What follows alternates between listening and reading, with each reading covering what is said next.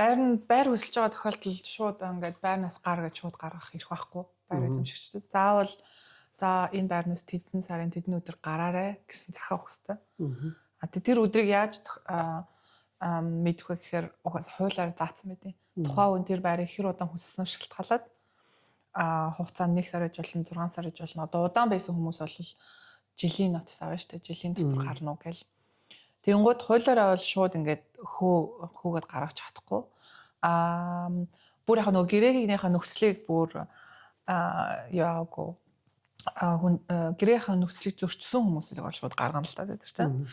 Гэхдээ зүгээр ингээд төлбөрөө ингээд хөслөө явж байгаа хүмүүсийг байр эзэмших яаж ямар шалтгаанаар гаргах вэ гэхээр нэгдүгээр өөртөө тэр байранд орох гэж байгаа. Эсвэл хамаатных нь гэр бүлийнх нь нэг хүн тэр байранд орж оршин суух гэж байгаа. Эсвэл хоёр дахь нөхцөл нь болохоор тэр байрыг зарах гэж байгаа. Гурав дахь нөхцөл нь болохоор бүр тэр байрыг ингээд засвар хийгээд шалгандаа олох гэж байгаа. Ийм нөхцөлд л тэр хүн байрнаас гаргасан шаардлагатай хэрэгтэй байх нь тийм.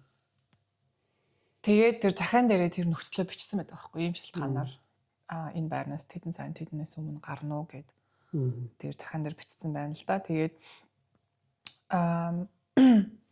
хэрвээ тэр захааныхаа шалтгаан амар нотоос санагдах юм бол бас threshold гэдэг нэг юу гэдэг байгуулга гэдэг тийшээ хандаад өөрийнхөө тэр захааг үзүүлээд бас тусламж авч болно.